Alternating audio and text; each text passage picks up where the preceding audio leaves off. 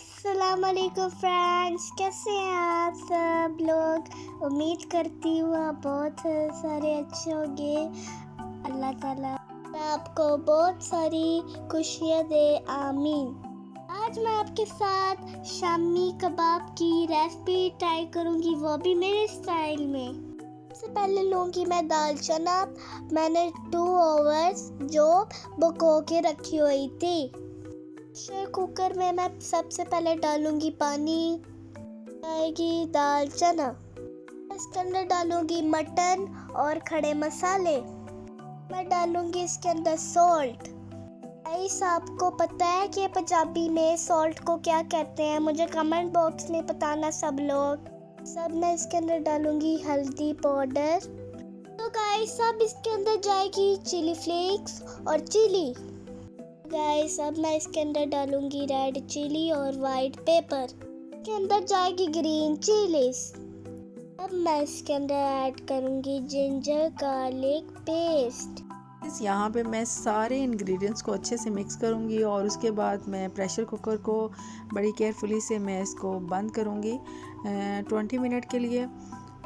जी तो गाइस, यहाँ पे 20 मिनट हो चुके थे। 20 मिनट के बाद मैंने इसको ओपन किया और यहाँ पे जो दाल और पानी, ये देखिए पानी इसके अंदर है और दाल और मटन जो है 1/3 गल चुका है।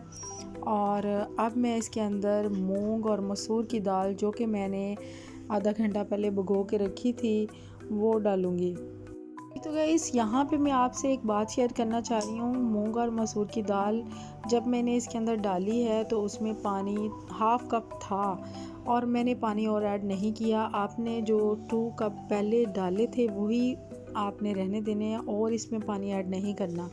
अब इसको मैंने अंदर डाल के मिक्स किया और चिकन जो कि बोनलेस था मेरे पास पड़ा हुआ वो ऐड किया है मैंने। और इनको अब मैं लो हीट पे पकाऊंगी दम के साथ। तो 10 मिनट के बाद जब मैं इसको दोबारा से देखूंगी तो ये ऑलमोस्ट दाल चिकन मटन में जो 1/3 था उसका वो भी गल चुका होगा और सारा का सारा। और ये देखें पानी अभी भी इसके अंदर है, यानी कि फुली ये ड्राई नहीं हुआ।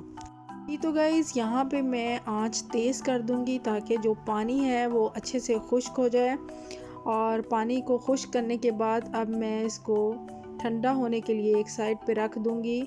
जी तो गाइस, अब मैं इस सारे मवाद को एक खुले बर्तन में डाल दूँगी ताकि ये जल्दी से ठंडा हो जाए। आप देख सकते हैं कि ये काफ़ी हार्ड हो चुका है।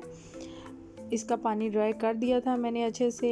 अब मैं इसमें जो मटन था उसमें थोड़ी हड्डी भी थी क्योंकि मैंने सारा बोनलेस नहीं डाला था। अब मैं यहाँ से इसके अंदर से अच्छे से जो हड्डी वाला पीस था उसको निकाल दूँगी। फिर मैंने 3 डज़न शामी कबाब डिलीवर करने थे, ऑर्डर आया हुआ था। तो गाइस, इसमें मैंने चिकन और ये दाल मूंग और मसूर जो ऐड की है, आप भी ज़रूर इसे ट्राई कीजिएगा, इसको ज़रूर ऐड कीजिएगा। और जो शामी कबाब का जो टेस्ट होगा वो बहुत ही मज़े का होगा और आपको इसमें थोड़ा चेंज आएगा टेस्ट के अंदर भी। यहाँ पे मवाद जो मैंने शामी कबाब के लिए रेडी किया था वो ठंडा हो गया है। अब इसे मैं चॉपर में ऐड करूँगी। चॉपर में डालने के बाद मैं इसे फाइन चॉप नहीं करूँगी, इसमें थोड़ा सा बुरबुरा सा जो इसका मटेरियल होगा वो हो ताकि जब शामी कबाब हम बनाएं तो वो हमें जायका दे।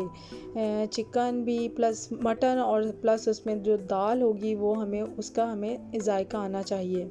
कबाब तो हर कोई बना लेता है, लेकिन उसके अंदर जो मटेरियल होता है उसके अंदर अगर वो थोड़ा पतला हो जाए तो वो आपके शामी कबाब को जब वो आप फ्राई करेंगे तो उसमें वो जो क्वालिटी बनती है शामी कबाब की वो नहीं आएगी नज़र।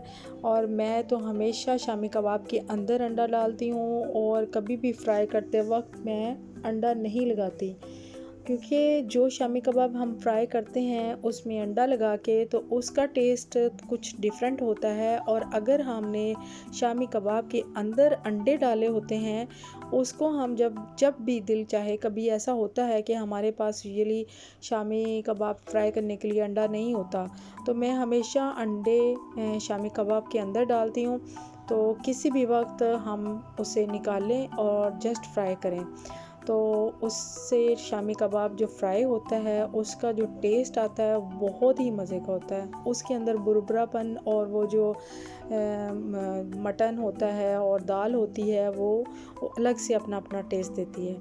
मैं इसमें चॉप करके ऑनियन डालूँगी और इसमें जाएगी ग्रीन चिली, वो भी मैंने चॉप करके रखी हुई थी, और अब इसमें मैं डालूँगी ग्रीन कोरिएंडर, और मैंने मिंट जो कि मेरे पास फ्रीज था वो डाला है।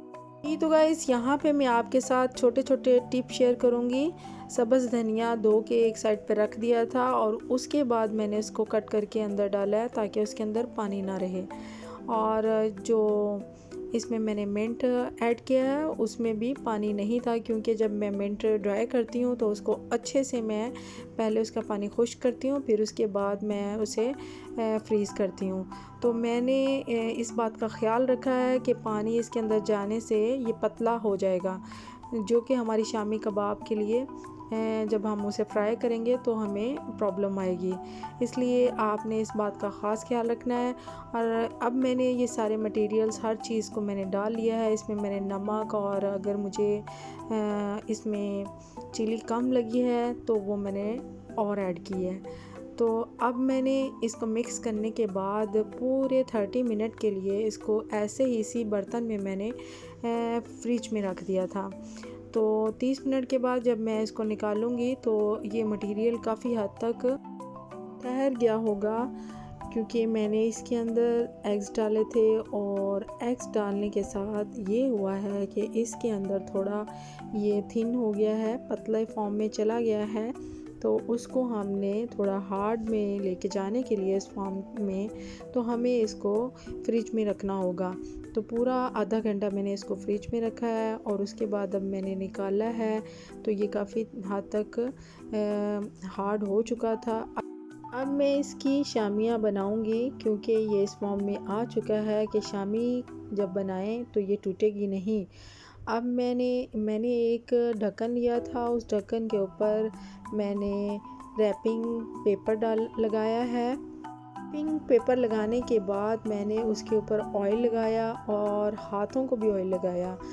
जी तो गाइस, अब ये देखें आपके सामने मेथड अप्लाई कर रही हूँ। मैंने इसके अंदर मवाद डाला है शामी कबाब बनाने के लिए। तो ये देखें बहुत ही अच्छी और गोल राउंड शेप में शामी बन रही है। गाइस, मैंने ये ऑर्डर डिलीवर करना था, तो मुझे एक ही साइज़ की तमाम शामी कबाब चाहिए थे। तो मैंने आपके साथ ये एक ट्रिक शेयर की है, आप भी इसको ज़रूर अप्लाई कीजिएगा। जिसके पास शामी कबाब बनाने वाला होल्डर ना हो तो आप इस ट्रिक को ज़रूर अप्लाई करें। यहाँ पे मैंने फ्रोज़न शामी कबाब रखे हैं, अब मैं इनको फ्राई करूँगी। ऑयल का जो टेम्परेचर है वो नॉर्मल हो, बहुत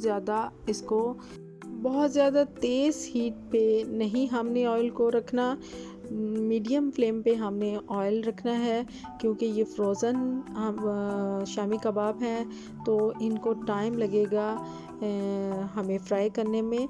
तो ये देखिए मैं इसको डाल रही हूँ। अब मैं इसकी फ्लेम पहले मैं लो कर दूँगी, थोड़ी देर के बाद मैं इसकी फ्लेम थोड़ी मीडियम फ्लेम पे कर दूँगी। यहाँ पे मैंने इसको पैन में डाल दिया था, गलती से मैंने इसको कढ़ाई में डाल दिया था, और कढ़ाई में हमेशा जो शामी कबाब है वो खुल जाता है, तो इसलिए मैंने उसको फ़ौरन उसका जो ऑयल था वो पैन के अंदर डाल दिया। यहाँ पे ये शामी कबाब बन के रेडी हो चुके हैं। तो गाइस, रेसिपी ज़रूर ट्राई कीजिएगा। रेसिपी पसंद आने की सूरत में फ़ीडबैक ज़रूर दीजिएगा। अपना ढेर सारा ख्याल रखिएगा। Thanks for watching.